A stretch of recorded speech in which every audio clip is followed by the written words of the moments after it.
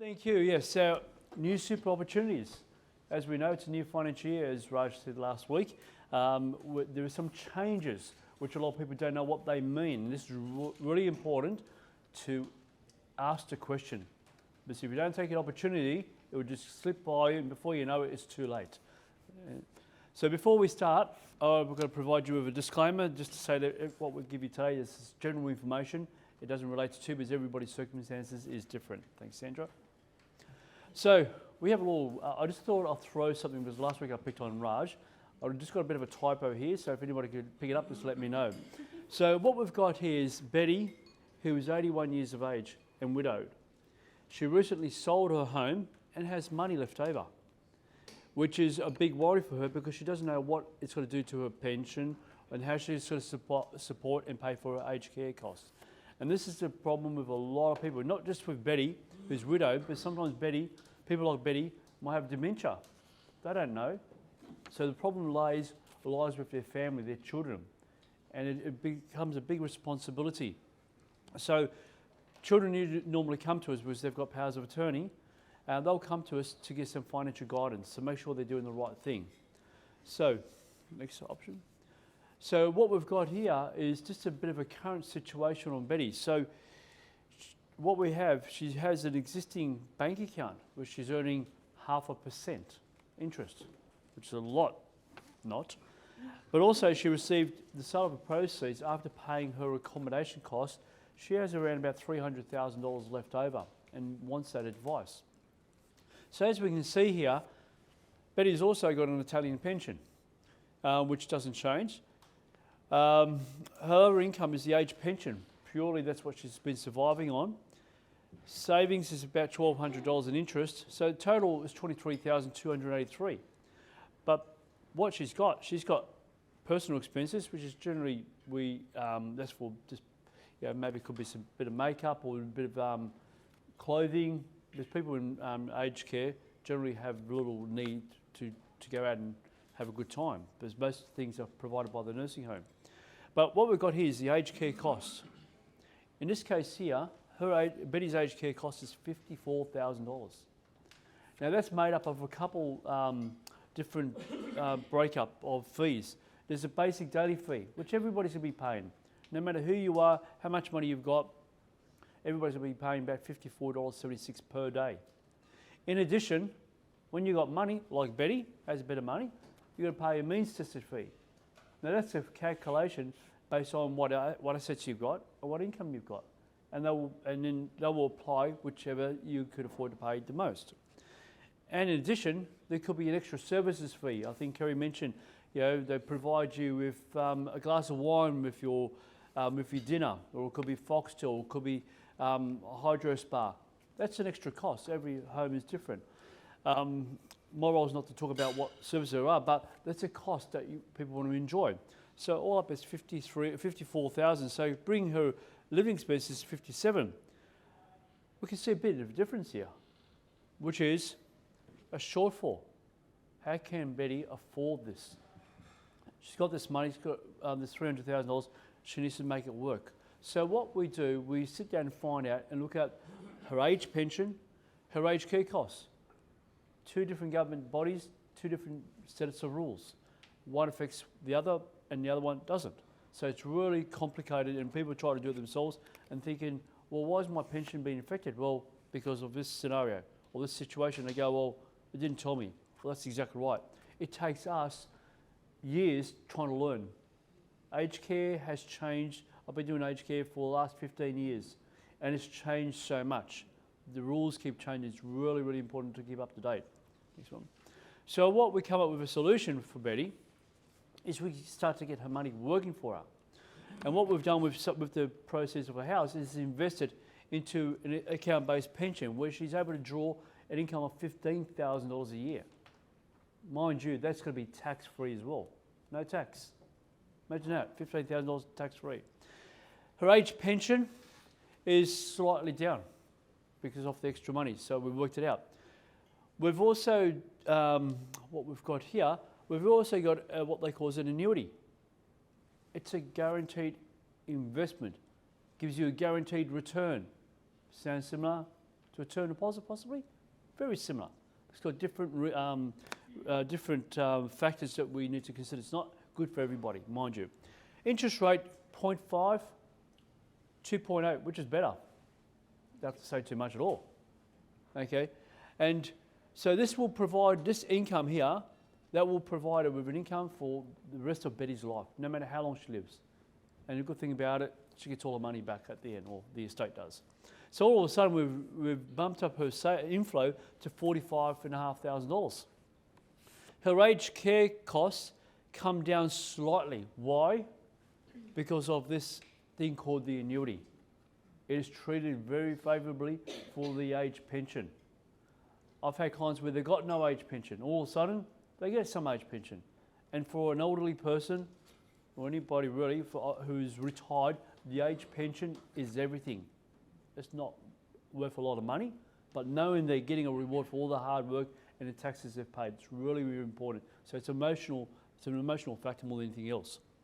So the shortfall, yes, we still have a shortfall, but the shortfall is only $9,700 as opposed to $34,000, which means that there's less money they're going to draw out of their own capital, which will mean a little bit more money for the estate for the children.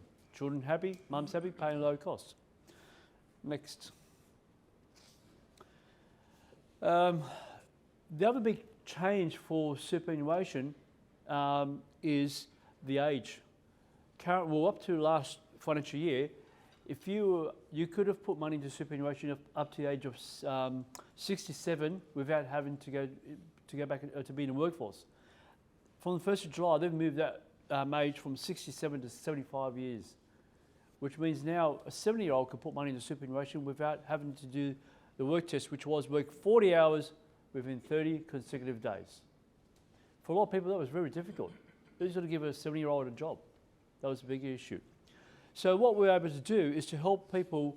It creates a lot of opportunities, actually, because it allows you to put money into super. Why do you want to put money in super? People say, super, you're losing money.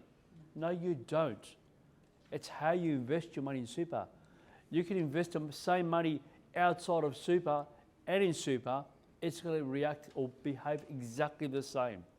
The big difference, superannuation is a tax structure. Correct, Raj? It's a tax structure. It's not an investment. So the reason why the media picks up on super is because, guess what? Everybody has superannuation. So they need to make people aware of it.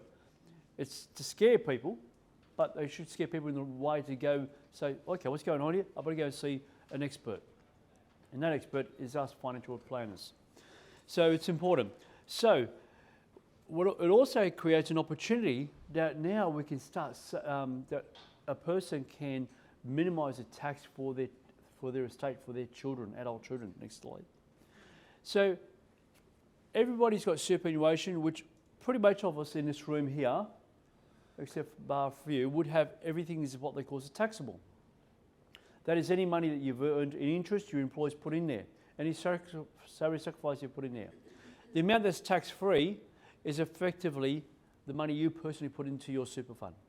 So what happens is, in this case here, you've got $354,000 total tax, but $338,000 is subject to tax. Now, if this person wants to pass away, it goes to the spouse, everything's tax-free. However, if it goes to a non-financial dependent, that is anybody over the age of 18 years of age, which is generally your children, okay? What happens is, before you get your money, $57,542 tax comes out. So you're left with a net super benefit of $296,000. Whereas with the recommended strategy that we have now available to us, what we can do, same scenario, different outcome, the tax is reduced from $57,000 down to $8,800. Sandra, next one. Which means they get now $345,000, Sandra again, which means a saving of $48,783. Is that better in your pocket or the government's pocket? That $48,000, Sandra, can provide education for the grandchildren, help the kids pay off their mortgage, help a charity, anything that the family wants. Because once that money is gone, it's gone. We can't do anything about it. And it's really important that this situation is looked at prior to your at least 75. So if you've got parents, relatives who are between the ages of 67 who are retired up to 75, they need to get advice. Don't leave it to their 75th birthday because guess what? The gates are shut. No more opportunity. This is a once. And I would say people should start taking notice of this now rather than leaving it, because when there's a good thing happening, the government always changes the rules. Okay. The other change was people, what they call the downsizing contribution. That is for people who sell their home and got money available, which they can then invest in super to provide them with an investment that again is 100% tax free. That age has reduced from 65 down to 60, which means you need to meet a couple of criteria. One, you've got to be 60 years of age. Two, you must have owned your principal place of residence, and only applies your principal place of residence for a minimum of 10 years. And three, you've got 90 days to invest the money from settlement date. There are some exceptions, which if they're out of your control can extend it. But you've got 90 days to do that. Once that 90 days is over, that's over. So you need to get that advice. I have people come to me about a week before, which I don't like that pressure, but we try our very best, but I can't guarantee because money has to come into the super before that deadline. If it doesn't, it's too late. Okay, so, and the thing is, again, downsizer, it's a tax-free investment. Tax-free for their children. As I had before, the taxable components would have been 100% tax-free. And the maximum you can put in there is $300,000 per person. So if you've got a husband and wife, they can effectively have $600,000. It doesn't mean you have to put everything in there. And the good thing about the downsizer, you might say, for example, you got $500,000 sitting in your bank account, which is from an inheritance. They sold their home, downsized, and they end up with only $100,000 left over. Guess what? It doesn't mean you only can put in 100. You can actually put in 300,000. So you've got 500 plus 100, 600. They could both then put $300,000 each, which is a great thing. Okay, so who do we work with? We work with conveyancers. Why? Because they're the ones who do property transactions, settlements. It's a good opportunity to help provide a good service to your clients. Let them know. Have you spoken to an advisor? Especially for people who are selling, who are over 65 years, or it's actually 60 years of age now. Keep going back to 65. So 60 years of age. If you find that they're downsizing, moving away from the city, say to them, speak to a financial advisor. Could be a great opportunity for you to save a lot of money. Lawyers, same thing, property settlements, or even in inheritances. Like Evelyn's referred a couple of clients to me, we've got inheritance, make a big difference. Accountants, like Raj, people try to save money. Taxation, super, it's really important. And obviously real estate agents, like we've got the flair there with Mirza. So it's important to let people know these are people we're after. Thanks. So how do we find us? Well, talk to our financial planners that have a secret ingredient, which is our personality. Kylie and I, we bounce off each other. I'm the serious one, the numbers one. Kylie's more the fun, outgoing. So how do you contact us? Our phone number, our email address, and also our website. And I think that was it. Yep. Thank you very much.